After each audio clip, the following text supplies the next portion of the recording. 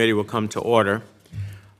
Assistant Secretary Donfried, Ambassador Rieker, thank you for appearing before us today to talk about United States policy in the Caucasus. I would just simply note that our Republican colleagues are having a caucus, so the ranking member is attending, and hopefully he will be able to be here later, and he has given his consent for us to proceed. So the absence of members on the other side is not an indication of their lack of interest in this. They're very interested, but they have a caucus.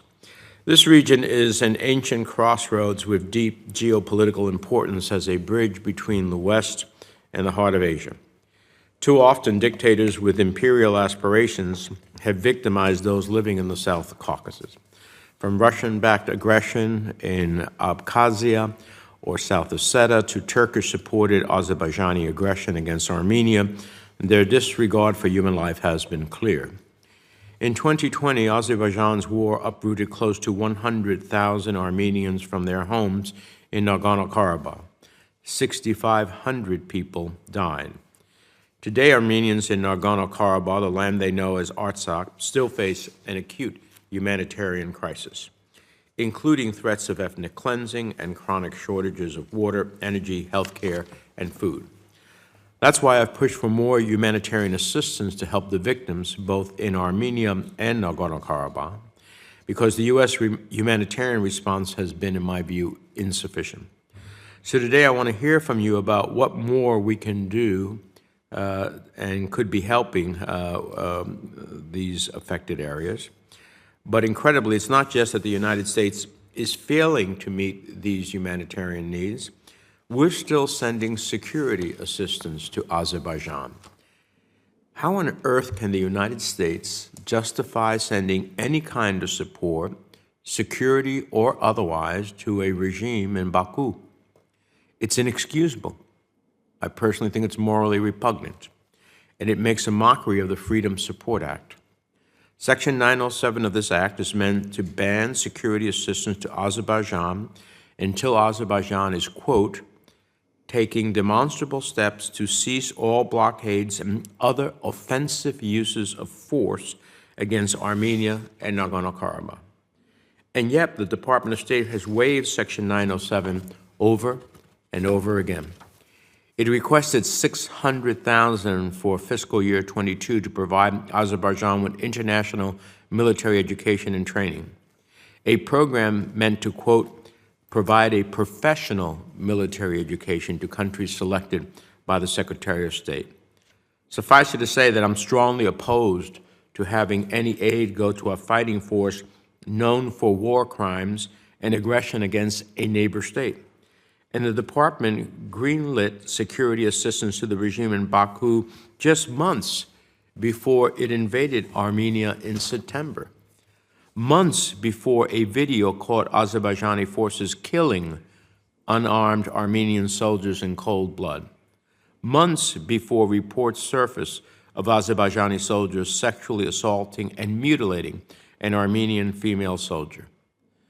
The GAO report I commissioned to get to the bottom of this found both the Department of State and Department of Defense failed to meet statutory reporting requirements to Congress on this issue. I'd like you to explain why. It simply makes no sense to say that the United States assistance and training has not impacted Azerbaijan's military balance with Armenia. So I want you to give us all the details Congress has asked for so we can assess any assistance the U.S. provides to Baku. And finally, I want to be clear. I still have hopes for a lasting peace in the region. I know Secretary Blinken hosted Armenian and Azerbaijani foreign ministers here in Washington last week. I welcome senior-level U.S. engagement in this region. The lack of attention to the Caucasus over successive administration has only benefited Russia's interests, so I appreciate this new approach. But I hope to hear from you about what more we could be doing for peace in the Caucasus, and specifically following the recent attack on Armenia.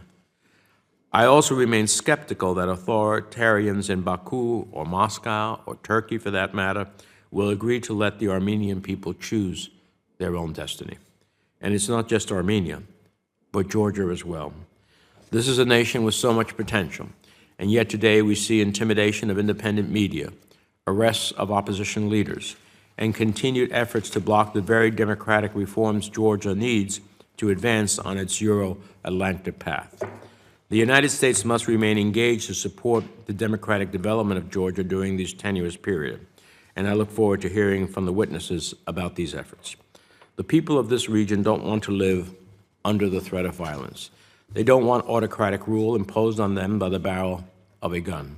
No one wants to live that way, not you, not me, not the Armenian people, not the people of Nagorno-Karabakh. They deserve to live in peace. They deserve freedom and security, and that means ensuring that a peace deal does not lead to ethnic cleansing for the Armenian people of Nagorno-Karabakh. It means tackling the needs of the humanitarian crisis there. It means holding accountable those who order and carry out the violence who's seen in this region. So I look forward to hearing from you today about where things stand with the administration's efforts to help facilitate a peace process and address these issues. When Senator Risch arrives, I'll be happy to recognize him for any opening statements. Let us introduce our two witnesses today. Assistant Secretary Karen Donfried leads the Bureau of Europe and Eurasian Affairs at the Department of State, having previously served as president of the German Marshall Fund, the National Security Council, and the National Intelligence Council. She's no stranger to the committee, and we look forward to hearing from her today. We're also joined by the State Department's Senior Advisor for Caucasus negotiations, Ambassador Philip Rieker. Ambassador Rieker serves as the U.S. OSCE Minsk Group co-chair and lead negotiator for the U.S. delegation to the Geneva International Discussions.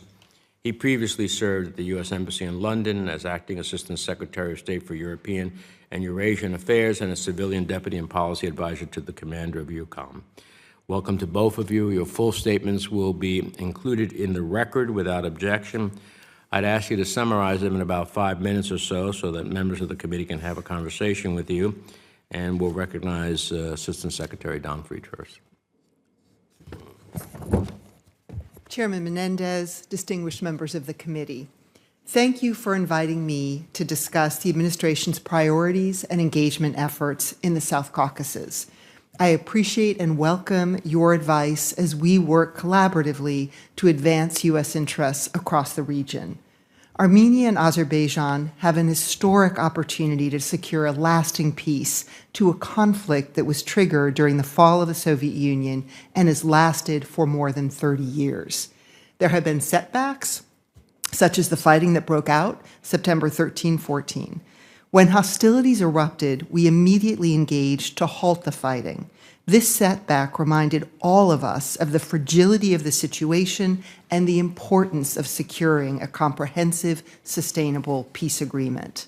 Secretary Blinken's leadership has been instrumental in promoting dialogue.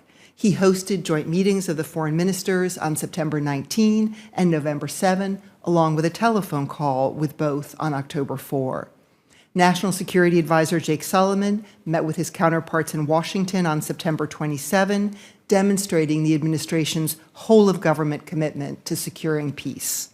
Thanks in part to our engagement, on October 4, Azerbaijan released 17 Armenian POWs detained during the September fighting. Actions like this help build needed trust between the two sides, and we take every opportunity to urge Azerbaijan to release the remaining detainees in its custody. We continue to encourage Azerbaijan and Armenia to maintain momentum for negotiations, and we are doing so in close coordination with the EU and other partners. In this vein, we assess the Turkish-Armenian normalization dialogue positively and have let both sides know that we want to play a helpful role. It has the potential to increase regional stability, deter malign influence, and lead to greater economic development. This is even more important now, given Russia's unprovoked, brutal war in Ukraine. More broadly, supporting peace between Armenia and Azerbaijan is both the right thing to do and in our national security interest. Should Azerbaijan and Armenia secure a peace deal, our security cooperation will become even more critical as we build the confidence and capacity of each country to freely express their sovereignty in a matter that maintains peace with their neighbors. Our bilateral relations with Armenia have never been stronger. We continue to seek ways to broaden our security partnership, deepen people-to-people ties, and grow our cooperation on democratic and economic development. The U.S.-Armenia Strategic Dialogue is the flagship format for this partnership. We held the dialogue's capstone event in Washington in May of this year, including a very positive meeting between Secretary Blinken and Foreign Minister Mirzoyan. At that time, we signed a nuclear cooperation memorandum of understanding that can advance Armenia's energy sovereignty and build stronger U.S.-Armenian cooperation on nuclear energy, including through the potential provision of U.S.-origin small modular reactors. Other working groups on security and defense, justice reform and democracy discussed additional ways the United States can help bolster Armenia's democratic development. I look forward to participating in the upcoming dialogue in Yerevan next year. In Azerbaijan, we remain committed to advancing our bilateral priorities: security, economic growth, democracy, and human rights. After 9/11, Azerbaijan stepped up early with financial and troop support to Afghanistan and helped protect Kabul International Airport until the final days of the 2021 withdrawal. Security cooperation with Azerbaijan supports our national security priorities, including counterterrorism objectives, interdiction of drugs and illicit material, and increased security of critical Caspian energy infrastructure. We welcome Azerbaijan's growing support for European energy security. The human rights situation in Azerbaijan remains a challenge. This administration regularly urges Azerbaijan's government to respect human rights and the fundamental freedoms necessary to realize the full potential of Azerbaijan's people. In Georgia, the American people have long stood in solidarity with Georgians' desire to be a free, democratic, and sovereign country within its internationally recognized borders. Over the last 30 years, we've become strategic partners working toward a shared vision of a Georgia fully integrated into the Euro-Atlantic family of nations. The United States has allocated over $6 billion in assistance funds to Georgia, sending thousands of Georgians to the United States for cultural and educational exchanges, and training tens of thousands of Georgian soldiers to defend Georgia's territory and promote peace and stability outside its borders as well. That assistance supports democratic governance, rule of law, a vibrant civil society, and economic growth. We continue to urge the Georgian government to implement the necessary reforms to acquire EU candidate status. People across the South Caucasus deserve to live in peace, which will unlock prosperity for the entire region. This administration is fully committed to supporting that worthy goal. Thank you again for the opportunity to discuss our priorities and efforts in the South Caucasus. I look forward to your questions. Ambassador Rieger.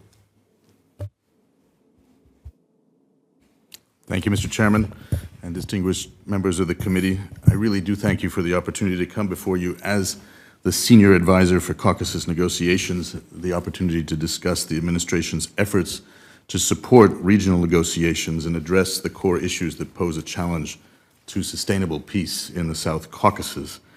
Having taken this position just under 3 months ago after my return from Embassy London, I very much welcome your interest and value the cooperation with this committee and all members of Congress to advance U.S. interests in the region and help build a lasting, comprehensive peace that will benefit the people of the region. Let me start by echoing Assistant Secretary Donfried's optimism about the potential for peace between Azerbaijan and Armenia, and her realism about the setbacks we have encountered even since I began this work. I was in the region, in fact, during the September 13-14 fighting and met with President Aliyev on September 14th to urge an end to the violence. My meetings with Armenian and Azerbaijani leaders paralleled urgent and around-the-clock engagements with leadership of the two countries by Secretary Blinken, National Security Advisor Jake Sullivan, Assistant Secretary Donfried herself, and Deputy Assistant Secretary Erika Olsen, as well as by our colleagues at the Department of Defense. Those engagements have continued since, and the joint efforts of the United States, the European Union, and partner countries have paved the way for a series of meetings between Armenian and Azerbaijani leaders to discuss peace. Despite hostilities, we are encouraged by the pace of engagement by the Armenian and Azerbaijani leadership in their peace process. The leaders have met for negotiations on multiple occasions in recent months as part of an EU-facilitated peace process, most recently in Prague on October 6th. The Prague meeting produced two meaningful outcomes that have the potential to pave the way for peace: mutual recognition of the 1991 Almaty Declaration as a basis for border discussions, and acceptance of an EU monitoring capacity with the potential to build confidence between the sides and de-escalate potential hostilities. The United States is engaged bilaterally through partners like the European Union and its peace process, and through international organizations like the OSCE. On September 27th, I think you're aware, national security advisors met in Washington to discuss ways of focusing the various tracks of negotiations and accelerating their efforts. On October 2nd, I conferred with the Armenian and Azerbaijani foreign ministers before and after their meeting in Geneva, on the margins of the Geneva international discussions about Georgia, to encourage their discussions and their accelerated negotiations. And as noted just last week, on November 7th, Secretary Blinken hosted both foreign ministers here in Washington at Blair House to maintain positive momentum between the sides. Our efforts in support and complement those of the EU, which hosted border discussions on November 3rd in Brussels. Now, as with any peace negotiations, as I know you all know well, these are difficult discussions that focus on issues complicated by layers of history. But the pace and depth of the current discussions demonstrates a clear potential, one we haven't seen for a long time, for a settlement that could end decades of conflict. Of course, much remains to be done by both governments, including investigating allegations of human rights and international humanitarian law violations, holding perpetrators accountable, ceasing inflammatory rhetoric, and fostering reconciliation. Though the US and EU are facilitating negotiations between the sides, the substance of these discussions is being led by Armenian and Azerbaijani representatives themselves. Direct negotiations held at the initiative of the two countries and driven by their interests rather than the interests of outside actors have the greatest chance of long-term success. We will support those efforts in any way we can. Secretary Blinken has offered not only his counsel, but he has also offered U.S. technical assistance on issues ranging from border delimitation to the planning of transportation routes. While the resolution of contentious issues remains the responsibility of Armenia and Azerbaijan, I've made it clear the international community and the United States has a specific responsibility to ensure that the rights and security of ethnic Armenians are addressed credibly and in line with a peace settlement. To that end, I've repeatedly encouraged the leaders in both countries to consider an international mechanism or construct to ensure, monitor, and report on any agreement involving Nagorno-Karabakh. The sides are at an historic crossroads. We're encouraging them to choose a future of prosperity and demonstrate the wisdom of working together on a peace that will benefit the people of the region for generations to come. Our efforts will continue toward this goal, and we'll do so in any way we can. Thank you, and I look forward to your questions. Well, thank you. We'll start around. I have to be honest with you, this testimony is unresponsive to the concerns that I've raised, either in my opening statement or in the past. So let me try to get responses to it through questions. In 2020, Azerbaijan's war uprooted close to 100,000 Armenians. Is that true?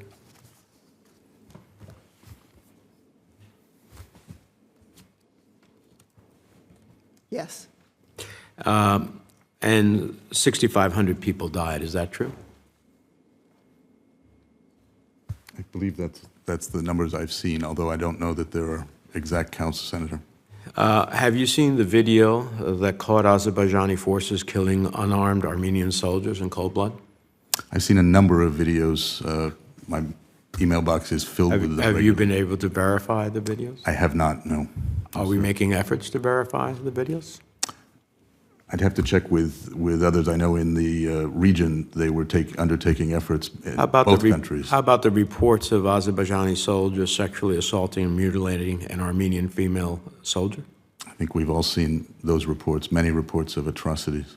Well, this is the problem. I don't understand, my understanding also, are you familiar with reports of Azerbaijan's reported use of illegal weapons including white phosphorus cluster bombs, both of which are internationally prohibited munitions? I am not as familiar with those specific reports. Well, the white phosphorus is very well reported, unfortunately provided by Ukraine. So here's my point. You all seem to be looking the other way because of whatever interest we have with Azerbaijan. You mentioned Assistant Secretary, there's some security interests, some drug trafficking interests, but that should not trump, at the end of the day, violations that go to the very core of the instability. My frustration with the State Department is that they always say, well, both sides should refrain. But when there is an aggressor, we should call out the aggressor. And I think it doesn't take a rocket scientist to figure out who is the aggressor, who has the ability to even be an aggressor in this conflict. It's Azerbaijan. Yet we look the other way and we waive Section 907. How does the administration answer the GAO study that clearly said that the State Department did not meet up to its responsibilities in determining whether such a waiver should take place? And how do you provide a waiver in the face of all of these atrocities being committed by Azerbaijan? Assistant Secretary Dantry?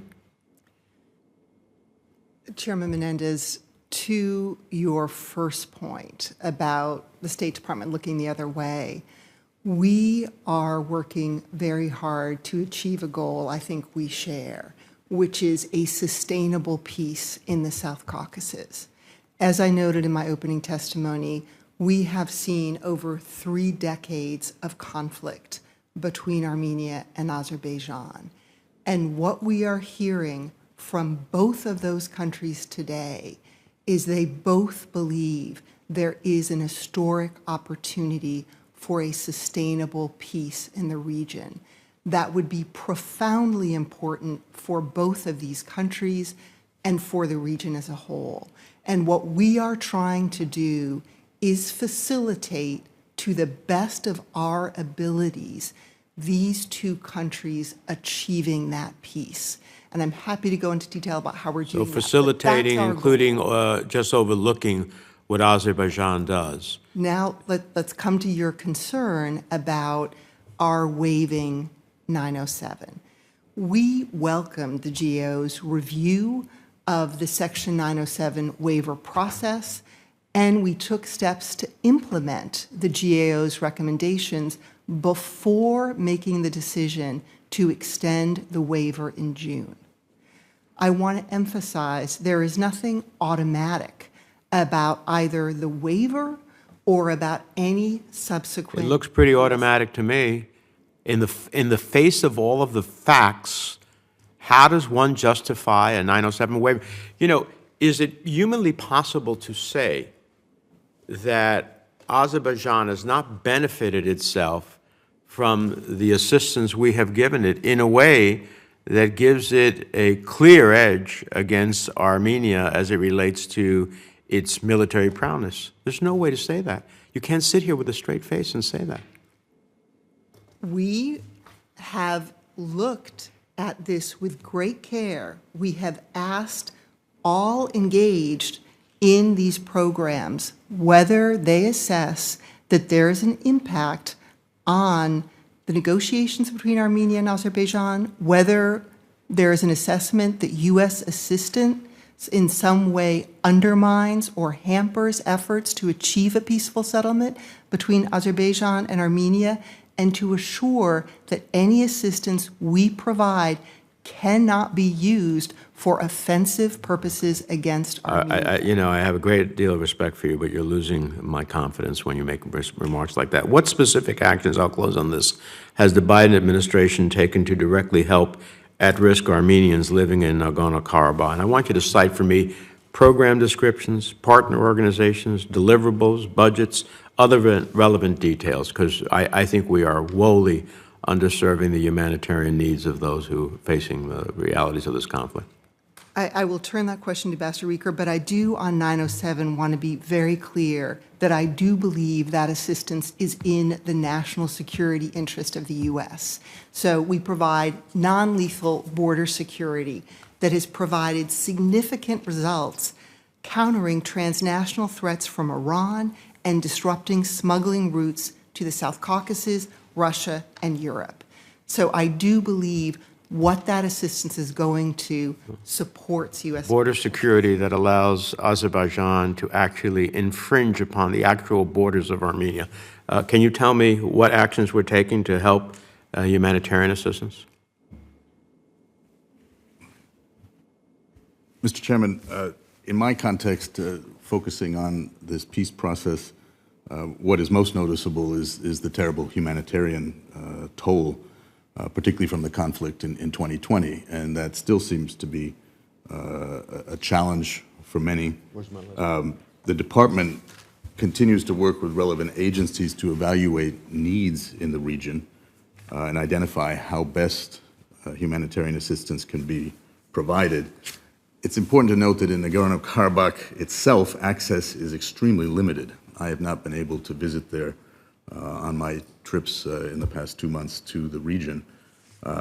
It is not currently possible for U.S. government personnel to access the area and conduct needs assessments or monitor programs, but the United States has programmed substantial funding for humanitarian demining operations, something that Armenians have raised with us repeatedly as a great concern, as well as Azerbaijanis who have lost a number of civilians to landmine injuries and deaths.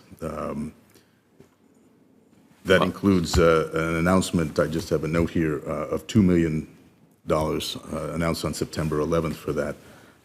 I have met, when I've been in the region, with the ICRC representatives and UNHCR representatives based in Yerevan, who are able to travel in, and working with both of our embassies in the region, including also our embassy in Tbilisi, which has access on that area.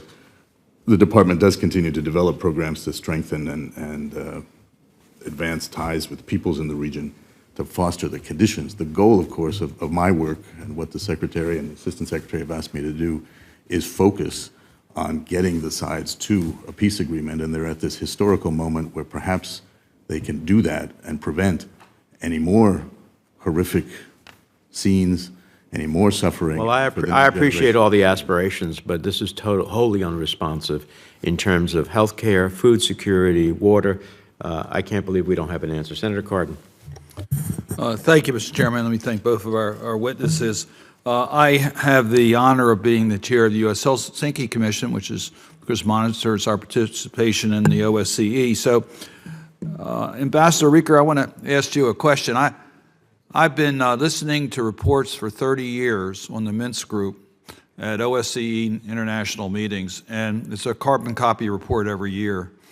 It's 30 years plus. Is it time to end the Minsk Group? Thanks, Senator Cardin. You and I have discussed the Minsk Group and OSCE. You're probably familiar with my great respect for the OSCE and the what I call toolbox that it offers to the broad region and its 57 participating states. As you note, the Minsk Group was created under a mandate by OSCE almost 30 years ago after the horrific wars of the 90s and the breakup of the Soviet Union. The United States is a co-chair, one of three with France and Russia. I know the background on all this. My point is that Russia can't really participate now because they're not even participating in the OSCE. Right. Some of their members can't even get to meetings because of the war in Ukraine. Does this give us an opportunity just to end this process through our leadership in the OSCE? Well, I think we've seen an evolution, and that's what I've taken on board very much. I've met at the OSCE. The Minsk Group, as it's been known, is not functioning. The mandate remains. The goal of the mandate, of course, remains, and OSCE operates by consensus.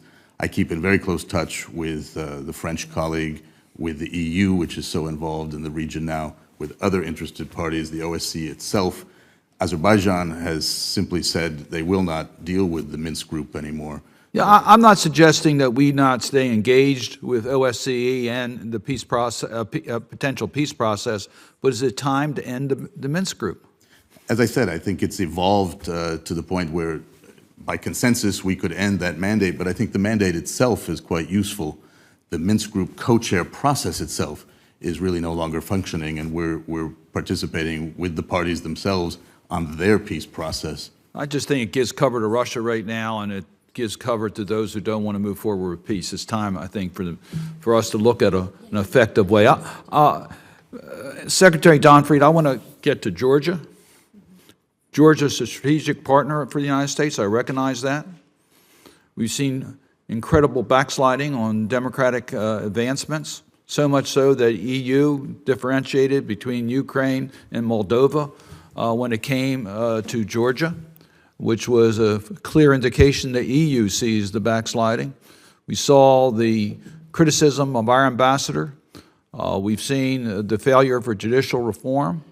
So what is our strategy in regards to Georgia advancing democratic institutions, and how do we plan to make progress? Thanks so much for bringing Georgia into the conversation. As you know, the United States has partnered closely with Georgia since its independence from the Soviet Union in 1991. And I think we have seen over those decades significant progress in Georgia in developing its Euro-Atlantic ties. But have we seen progress recently? And so based on that progress, we have had a strategic partnership with Georgia. And what we've seen recently has been deeply concerning to us because we've seen democratic backsliding in Georgia. And I will tell you, I was in Georgia on the day that the European Commission previewed the decision that was coming from the European Council the next week, where Georgia would be given a European perspective. And as you noted, Ukraine and Moldova were given candidate status. And it was so emotional in Georgia. I had a lunch with civil society actors who were in tears because Georgia, as you know, had been the front runner on this path to EU membership. And what strikes me about Georgia is 85% of Georgians support these Euro-Atlantic aspirations. And I think that puts pressure on the government. And what we've been doing is saying to the Georgian government, we have joined hands with the European Union. The list of reforms they are saying you need to make to get candidate status, we are all in on helping you make those reforms. And so we are still hopeful that there will be progress, but absolutely we're concerned about the lack of progress to date. And you mentioned the just outrageous criticism of our ambassador to Georgia, Kelly Degnan. And I want to say to the members here that she is a fantastic representative of the United States in Georgia, and I will back her up any day of the week. We have talked to the Georgian government about this. The Prime Minister has spoken to this, and while these are groups that are not part of the government, some of the groups who have been highly and wrongly critical of her have close ties to the government. And we have made clear that that criticism will undermine the partnership we have had over time. And I agree with that. I would just underscore this point. Georgia is important to the United States, but the United States is critical to Georgia. And we need to make that clear in demonstrable progress towards these democratic goals. We need Georgia to be on a path to integration in Europe, and we have to make that absolutely abundantly clear that it's very critically important for the continued support from the United States. If I can just add, I think it's important to just remind all of us that Russia continues to occupy 20% of Georgian territory and seeks to negatively impact Georgia's independence, its ties with the U.S., and its democracy. So I do believe, as you just said, that our continued engagement and support is critical for Georgia's future and for the South Caucasus. Thanks. Thank you. Senator Kane. Thank you, Mr. Chair. I want to ask some questions about food security issues. On October 29, Vladimir Putin announced that Russia's suspension of its participation in the UN and Turkey brokered grain deal, and he cited Ukrainian drone attacks against Russian vessels in Russian-occupied Crimea.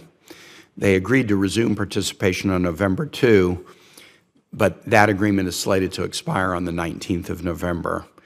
I don't buy Putin's explanation for the withdrawing from the agreement in the first place, because the Ukrainian drone attacks were on their own sovereign territory, which continues to be illegally occupied by Russia.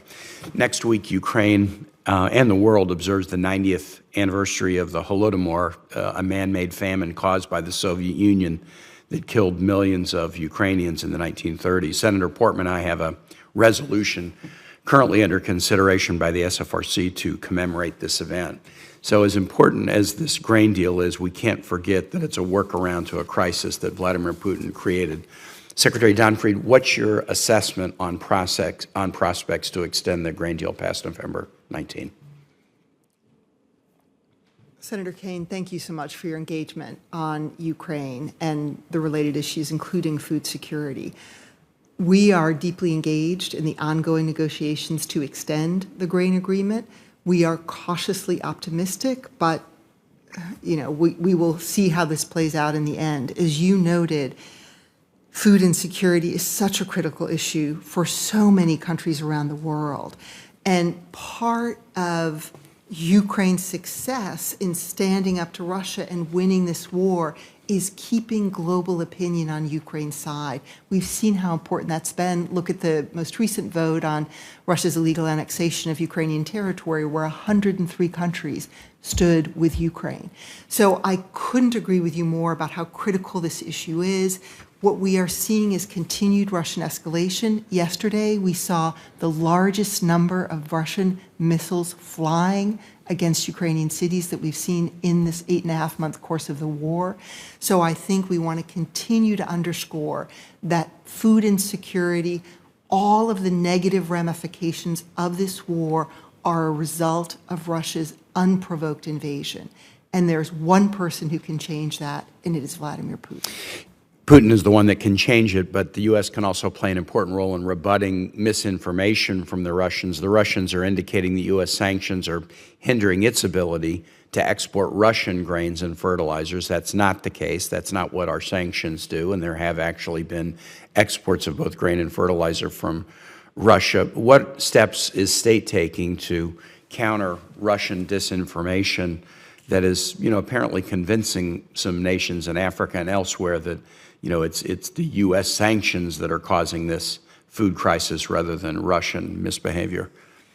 You're absolutely right that Russian misinformation has been quite successful in wide swaths of the world. And we are doing our very best to rebut that through various mechanisms that state is using. We're also working very closely with our allies and partners on this. We are engaging actively with the African Union in various international fora.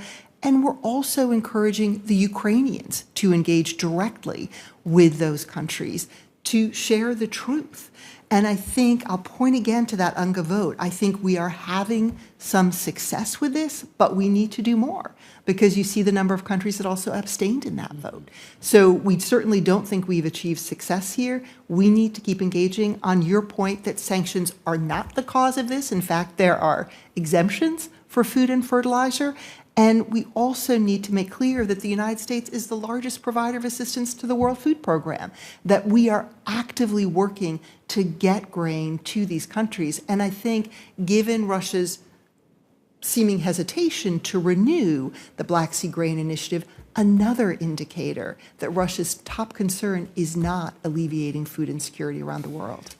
Well, I hope we'll use the Holodomor commemoration as an opportunity to really cast a spotlight on this. Essentially, it's a forced hunger issue that's being driven by Russia in the same way that the Soviet Union's manufactured a famine in Ukraine that killed millions in the 1930s. One last question, Secretary Donfried. I understand you recently traveled to Ukraine.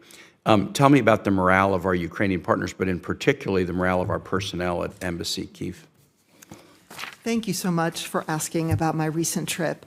I was the first government official who is not at the U.S. Embassy in Kyiv who was able to stay overnight.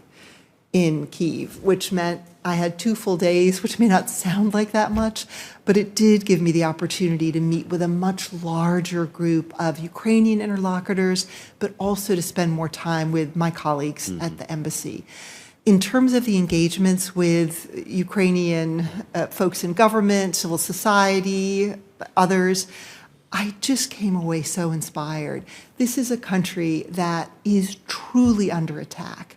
And there are so many things that distract us from what's happening in Ukraine, but we shouldn't be distracted from these unbelievably horrific attacks against the civilian energy infrastructure. And what Russia is not able to achieve on the battlefield, it is trying to achieve by plunging Ukraine into cold and darkness this winter. And the resilience of Ukrainians, but also the pluckiness. You know, the foreign minister said to me, well, I've been taking cold showers, but I hear it's good for my skin. And their resilience in the face of this, and it's because of the rightness of their cause. And I was there to deliver President Biden's message that we are standing with you. You have our support across every sector, from military, economic, humanitarian, governance, and we will stay with you until you prevail in this conflict. Embassy morale at the embassy also very strong, but boy, do I and all of us at the State Department owe a debt of gratitude to our colleagues who are there every day representing us so ably. Thank you so much, Mr. Chair. I'm over my time, but I appreciate your patience. Senator Shaheen. Thank you, Mr. Chairman, and Assistant Secretary Don Fried and Ambassador Rieker. Thank you both for being here and for all of your efforts, and thank you for that trip to Ukraine, Secretary Don Fried. I also want to begin by thanking you and all of those at the State Department for your efforts to get the U4 mandate reauthorized at the UN for Bosnia. I know that that was a real effort, and I was very pleased, as those of us who care about the Balkans were, to see that that was done and that Russia actually was willing to engage on that. So thank you very much for that. I want to follow up on Senator Cardin's questions about Georgia, because I appreciate that Georgia is trying to play a positive role in Nagorno-Karabakh, but the reality, as you point out, is that there has been tremendous backsliding in Georgia. And we provide considerable support to Georgia to support a reform agenda. I, for one, argue that maybe we should tie some of that aid to behavior on the part of Georgia, and I was persuaded by State Department officials and House members in the last round of budget negotiations that maybe that was not a good thing to do. But I think maybe we need to think about whether it's time to rethink our strategy on Georgia. So can you respond to that? And let me begin by thanking you for all you've done in the Western Balkans. And you and colleagues, and there was broad bipartisan support for an extension of that U4 mandate, so I really think it was a shared success. And we have a lot of challenges still in Bosnia and Herzegovina, but to have that continued security presence, absolutely share the view of how critical it was. On Georgia, there too, there's been broad bipartisan engagement on the Hill in Georgia that I think makes an important difference. I think it is always a good thing to assess policy, so very open to having that conversation in greater detail with you. You know the reasons why we wanted to stay the course at this point in time. We have voiced our strong concerns about some of the troubling statements and behaviors that we are seeing from some Georgian politicians. As I noted, I don't think those are indicative of the majority of Georgian people. And so we are... I don't want to interrupt. Yeah, no, go ahead. But I certainly agree with you on that. But the fact is that the current Georgian government said that candidate status was a key commitment that it was going to make. It said that to the public of Georgia. It said that to the United States and to the European community. And they clearly have reneged on that commitment. And I think it's important for us to think about the options that we have to try and hold them accountable for that, to let them know that there are consequences. And some of those consequences may be the kind of assistance that we're willing to provide. And, you know, I totally agree that the Georgian people are not the ones at fault here. It's their government. But at some point, they need to demand from their government more accountability. So I want to switch to another topic, but I will leave it at that, and I hope that we might be able to engage in the future in a longer discussion about that, because I do think we have to think of other ways in which we can help incentivize behavior, because what we're doing now doesn't seem to be working. On the Black Sea region writ large, as I'm sure you're aware, Senator Romney and I introduced legislation to try and encourage the development of a strategy for the Black Sea region. I think one of the things we've seen from the war in Ukraine is just how important that whole region is, and how having a coordinated strategy toward the region is really important. And I wonder if you can share with us what the department is thinking, whether you have that kind of a strategy, whether you're looking to develop something more, and what you're thinking about in terms of our approach. Well, thank you for that question. Thank you for your work on this as well. There is no question that Russia's brutal invasion of Ukraine has focused all of us on the Black Sea region and thinking about the way forward there. Of course, NATO has taken very seriously the threat posed by Russia to our allies that border the Black Sea. And of course, U.S. force posture in the region looks very different today than it did before February 24. So I think there's no question that the way we're thinking about the region and we're thinking about the critical importance of U.S. engagement is different than it was before this war. I will say right now our focus is on ensuring Ukraine prevails in this war, because in many ways that is going to be foundational for how we think about Black Sea strategy, but very much welcome your work and your ideas on this, and I can assure you that it is something we are very focused on. So thank you. So just to follow up, is there an effort to develop a more comprehensive strategy? And if so, do you have any timetable in mind for when I appreciate that item number one has to be the war in Ukraine, but what else are we doing, and what's the time frame? We are focused on it. I do not have a time frame for you. Thank you. Thank you, Mr. Chairman. Senator Murphy. Thank you very much, Mr. Chairman. Good to see you both.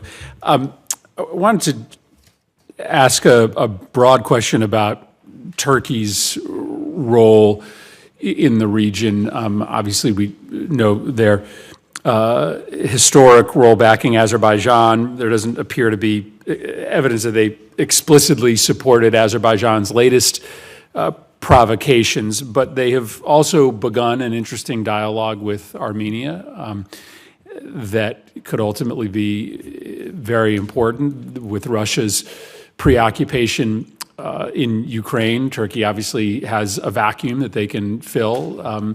They've been more active than ever since 2020. Talk a little bit, if you would, Secretary Donfried, about Turkey's role in the region, and specifically on this question of Turkey-Armenia normalization. What's the role that the United States can play to facilitate that? Are we best to just sit back and watch? Is there some kind of active role that we can play? Well, thanks a lot for that question, Senator Murphy. And you're right to have us think about the other actors in the region, and Turkey is a critical one. You're right to remark on the close relationship between Turkey and Azerbaijan, but I also appreciate your focus on Turkey-Armenia relations. We very much support normalization between Armenia and Turkey, and we have spoken at length with the Turks about this, and I do believe there is a deep Turkish commitment to move forward on this, which also augurs well for broader peace in the region. And what we've seen is both Turkey and Armenia have appointed special envoys for normalization, and they've met multiple times. They have agreed on initial confidence-building measures. We are encouraging both sides to move forward on those. They need to implement the measures that they've agreed to. So our role here is one of encouraging that, and we are hopeful that we will see progress, because I do think it is part of the puzzle of the South Caucasus about how you get to a sustainable peace in the region. Let me just ask a question. I'm sorry if it's been covered already. Obviously, the backdrop to our relationship with Azerbaijan is their increasing role as a supplier of energy to neighbors and into Europe. I have often thought that we have gotten the balance wrong when it comes to promoting human rights and democracy in countries that have large oil reservoirs. But this is a country that now has more pipeline capacity than it did 10 or 20 years ago. What's the sort of future of Azerbaijani energy with respect to diversifying away from Russian energy in and around the region, and how does this factor into the decisions that we make about how to approach some of these thornier issues of Azerbaijani conduct in the region? So the energy picture in Europe, as we've all seen over the past 8.5 months, has changed fundamentally. The United States, for a long time, has been arguing that Russia is not a reliable supplier of energy for Europe. Not all of our European allies and partners agreed with that assessment prior to February 24. I would say all of them today agree with that assessment. We have long been a voice promoting energy diversification, and we're seeing all of these countries that were overly dependent on Russia looking for other sources. And in that context, Azerbaijan is playing a very important role, and I think will continue to play a very important role. That said, it doesn't mean that we turn a blind eye to our concerns about human rights in Azerbaijan. And I said it in my opening statement, I'll say it again. We regularly urge Azerbaijan's government to respect human rights and the fundamental freedoms necessary to realize the full potential of Azerbaijan's people. I believe it is in our national security interest for us to be promoting human rights and democracy in Azerbaijan, and we will continue to do so. Thanks. Thank you for that. I won't ask a question. I'm running out of time, but I'll just note I just left this committee meeting to meet with the relatively new leader of one of the opposition parties in Kosovo, who's in town, who I think maybe got the chance to see Deputy Secretary Escobar. On the other side of the Black Sea, the Balkan region, we've got some real potential bumps in the road coming up with the implementation of the license plate the license plate agreement in Kosovo. Again, I would just urge the department to play as active a role as possible in the continued discussions between Serbia and Kosovo. We, for a long time, for good reason, have relied on the Europeans to take the lead, to the Germans specifically. I think that there is more reason now than ever for the United States to step in. I don't think you'll see as active or as effective diplomacy from Europe, and the need has never been greater given what could happen in the coming months in the Serb regions of Kosovo. So again, just to plea to maintain real direct involvement from the State Department in those very tricky negotiations and talks. So thank you, Mr. Chairman. Thank you. Senator Van Hollen.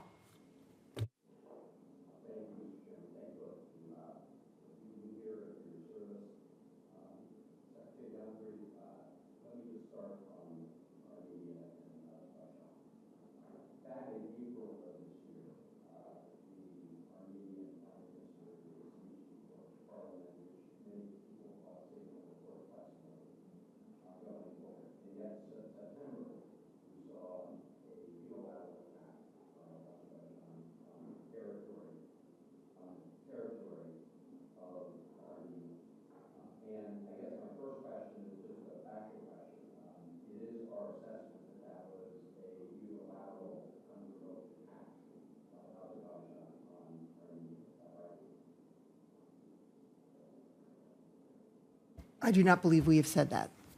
Do we have a different assessment?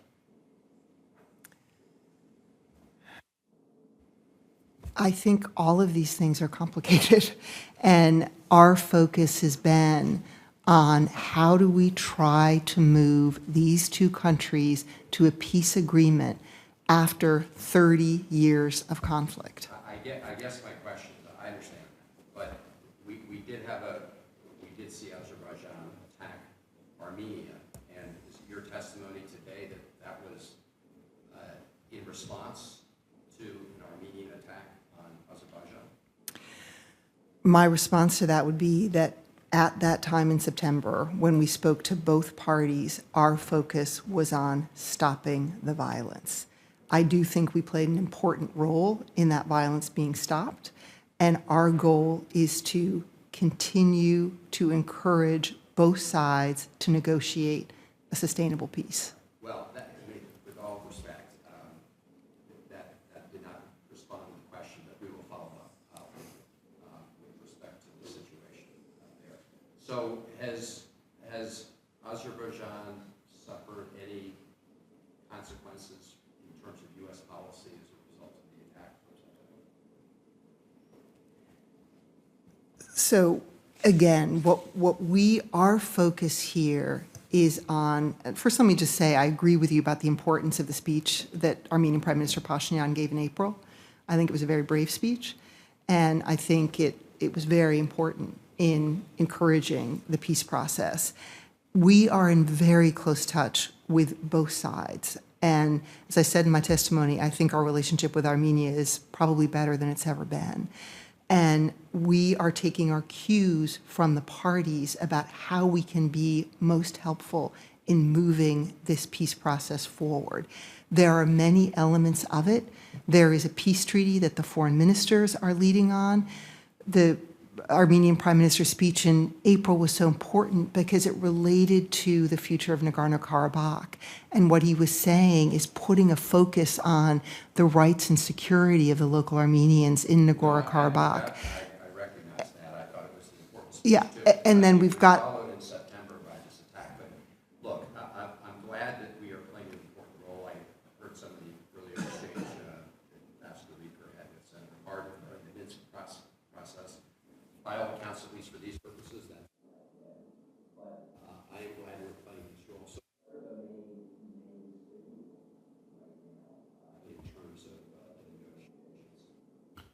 Senator, I'm glad you asked because it's what I try to determine almost every day as I engage on this with Assistant Secretary Donfried's help and guidance. And of course, Secretary Blinken has played an incredible role. He just spoke with both leaders over the last 2 days, even as he's traveling in Asia, to follow up on the engagements last week. Now, what was very interesting about the engagements of the foreign ministers last week, which were bilateral engagements that we hosted and facilitated at Blair House to underscore for them our willingness, our desire to provide whatever we can in terms of assistance for them to make their project on their peace agreement, was that at the end of the day, they came out with a joint statement, which was the first time they had done it. Now, that may not sound like a lot from State Department people who put out statements all the time, but this was a remarkable thing, and the two leaders, the two foreign ministers, left their press guys, as it were, to work it out. They did it in just 40 minutes, which was, again, remarkable. I had heard of an effort to put out a statement after the border commission meeting in Brussels the previous week that took 3.5 hours. So there's a little bit of progress there. There is broad agreement coming out of that historic speech of Prime Minister Pashinyan's, which really I called a profile in courage, to look at this in a new way. They've agreed on 5 broad principles toward a peace agreement. The Armenians want to include a 6th principle in there, which is to make sure that Nagorno-Karabakh is addressed, that the rights and securities are addressed. Obviously, that's something that has to be discussed between the people in Nagorno-Karabakh and Baku as well. And I've underscored that there should be an international mechanism to do that. You're absolutely right, Senator, and as Senator Cardin said, the Minsk group process has not been functioning The Minsk Group mandate and its ideal remains relevant, and the goal of that is right. But I think it's not important to focus on names and what we do with the so-called Minsk Group. The Russian colleague, for instance, has never been in touch with me. Rather, let's do what we can, working with the two sides, bilaterally, trilaterally, as the Secretary did, bringing them together here, working with the European Union, which has been really remarkable in bringing the leaders together, because that's where the tough decisions are going to have to be made. After last week, they have pledged to get back with another round of discussion, ideas, proposed development of a draft peace agreement, and the foreign ministers to meet again. I expect the leaders will meet again. So the progress is drip, drip, drip, as we know, but it's really quite remarkable what I've seen just in less than 3 months in this capacity. Thank you. Thank you both. Thanks. Senator Booker.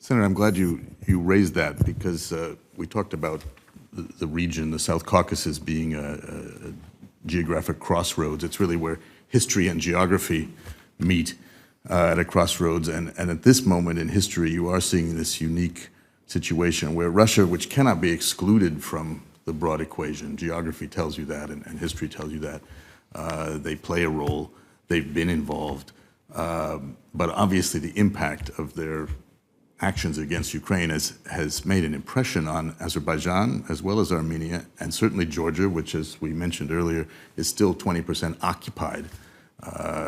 Their land is occupied, and we underscore every day our strong support for Georgia's full territorial integrity and sovereignty and independence. I think it's an area where both Armenia and Azerbaijan are actually seeing they have mutual concerns. We are not a part of, nor were we involved in the actual peace agreement, the ceasefire, to put it more correctly, that was reached with the Russians, a tripartite agreement, they called it, in November 2020.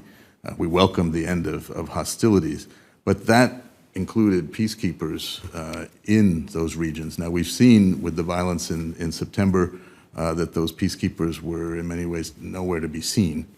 And I think that's been a question of concern for both sides. A comprehensive settlement.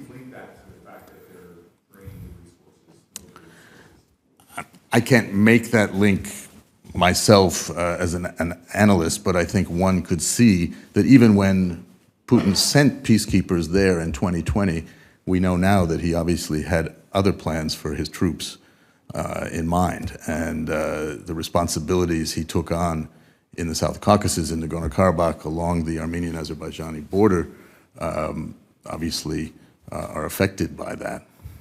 We see that Russia's obviously involved in trying to undermine democracy from Madagascar to the EU. And I'm wondering, as we're watching the backsliding that really concerns I've heard a number of my colleagues in Georgia, are they involved in ongoing efforts to undermine democratic norms? As mentioned, I lead our delegation to the Geneva International Discussions, which focus on the issue of Russia's occupation of South Ossetia and Abkhazia, which are integral parts of Georgia. Russia made a lot of commitments under the 2008 ceasefire agreement, and they have not lived up to those commitments. They committed to withdraw their forces. We know that they interfere in politics. We've seen it, of course, in our own country. They have pledged to allow unfettered access, for instance, for delivery of humanitarian assistance into Abkhazia and South Ossetia. They have not done that. So this is a challenge for Georgia. The Geneva International Discussions did hold a session in October, and the Russians did show up. They were able to get themselves to Geneva for that. And the Georgians, I think, were pleased that we could show that we continue to stand by that process. If I can interrupt, I'd like to get one more question. My team and I have been looking a lot at the food insecurity issues as it relates to conflict in Ukraine. Obviously, Georgia is an area where we have endangered ancient weak species that have really been undermined by the Russian influence. And I'm wondering, how is the ability to build capacity for wheat production in Georgia as it sort of relates to our ability to get through the ongoing crisis? And are we involved in deeper efforts to try to promote that domestic wheat production? So I cannot go deep on this, but I can tell you that Carrie Fowler, who is the food envoy at the State Department, is incredibly knowledgeable on this, and I know is doing a lot of work on it. So we certainly can circle back and get you more information on that. Appreciate that. Thank you, Mr. Chairman. As Senator Markey takes his seat, it's his turn.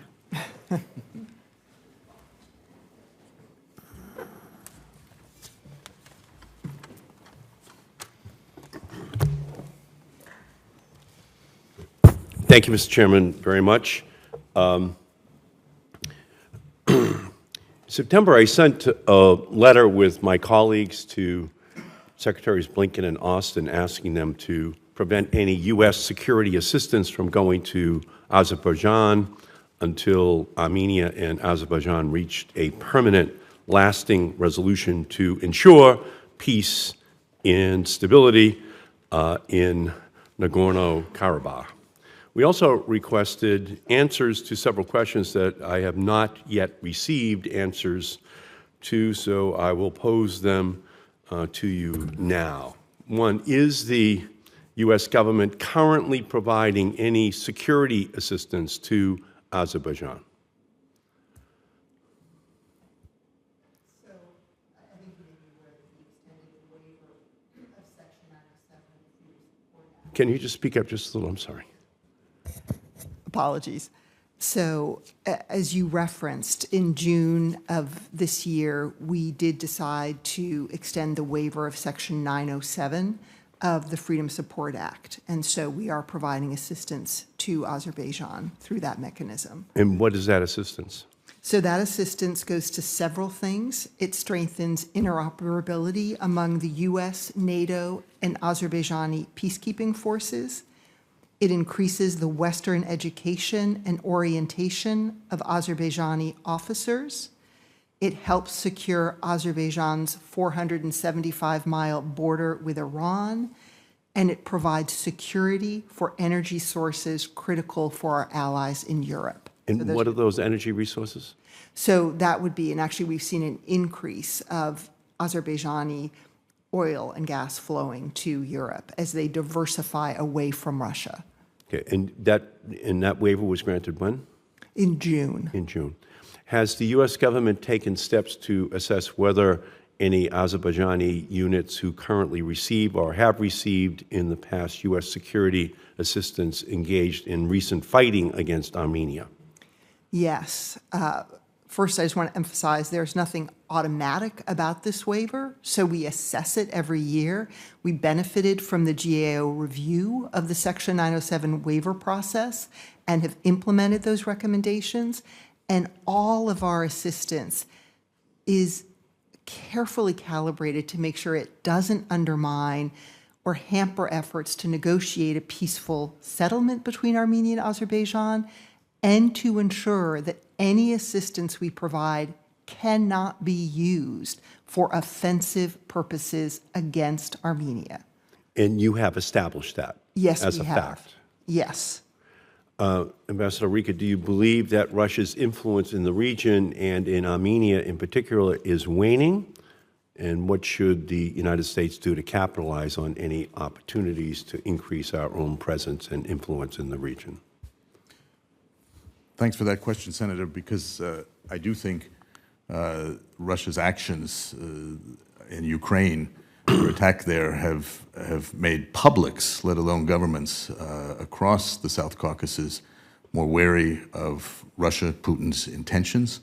The Russian engagement in Armenia has not helped the Armenians and their cause, and I think they've questioned that, and we see that again at public levels as well.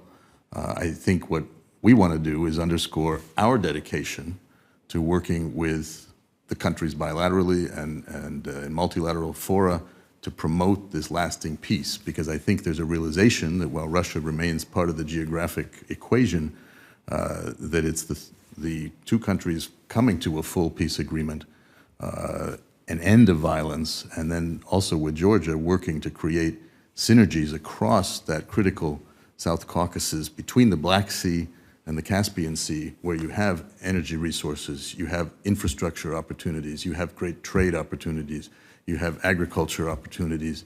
This can be a food basket for much of the world. Tourism, these are all things that they can do once they have achieved this comprehensive peace. And I think both leaders at this moment see that there's an opportunity for a whole new chapter in history there. So have you concluded that Russia's influence is waning in Armenia?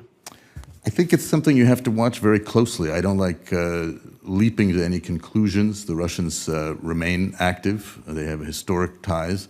The CSTO remains a structure which has not lived up to Armenia's expectations as a member of that. They remain active diplomatically. Putin hosted the two leaders in Sochi just a couple of weeks ago. We want to encourage the leaders to get together and make their own decisions.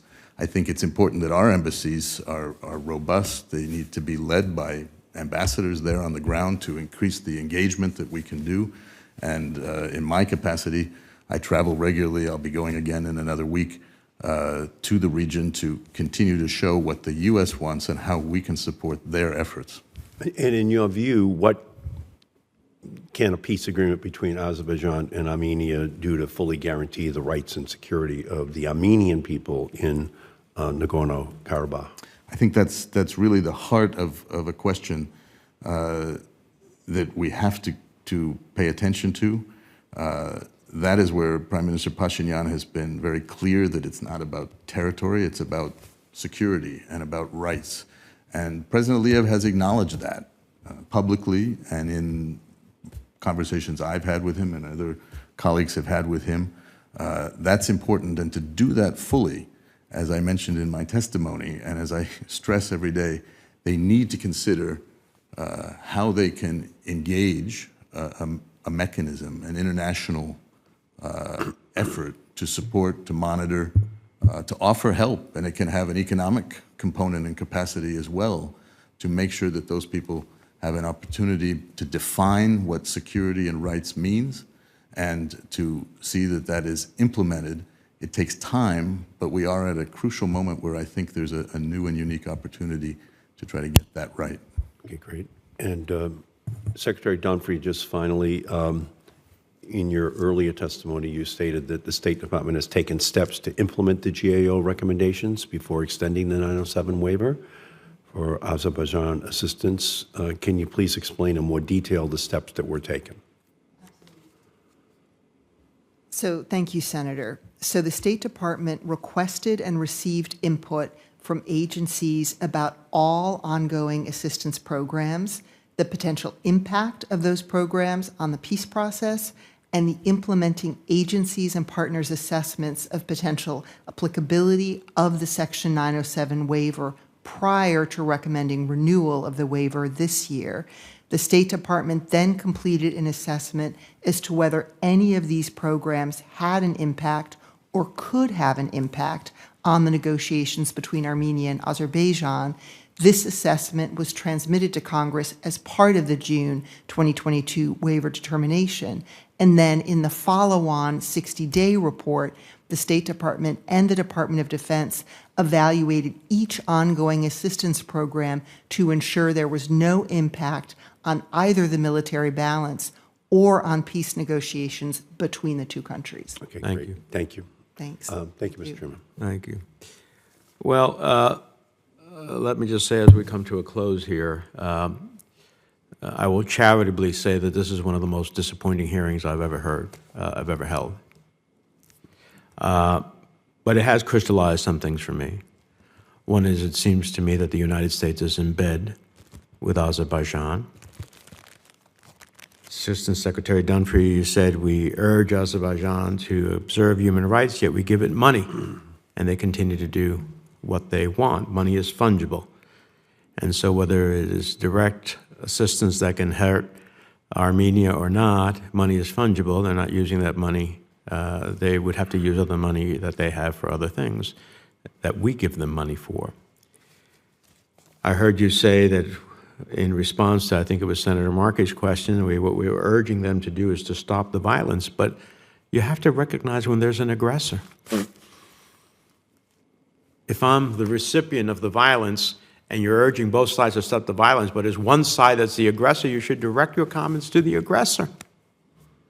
We seem incapable of doing that. We've done nothing to verify the videos and the evidence of cluster munitions, of white phosphorus, which are illegal. We have done nothing to verify the videos of the execution of Armenian soldiers, the abuse of female Armenian soldiers. We've done nothing. I ask you, are you aware of the videos? Yes. Well, did we do anything to verify them? No. And you come to a hearing in which you can't even tell me with any degree of specificity what humanitarian assistance we're providing. So it's totally, totally unacceptable. And you can tell the Secretary I'll be looking for ways to express my dissatisfaction. Let me conclude by asking unanimous consent to have Ranking Member Rish's opening statement included in the record as at the opening of the hearing without objection so ordered, and unanimous consent that the testimony, quote, the Armenian American community and U.S. policy priorities in the Caucasus submitted by the Armenian National Committee of America be entered into the record without objection. It shall also be submitted. With that, the record for this hearing will remain open until the close of business on Thursday, November the 17th. Please ensure that questions for the record are submitted no later than Thursday, and this hearing is adjourned.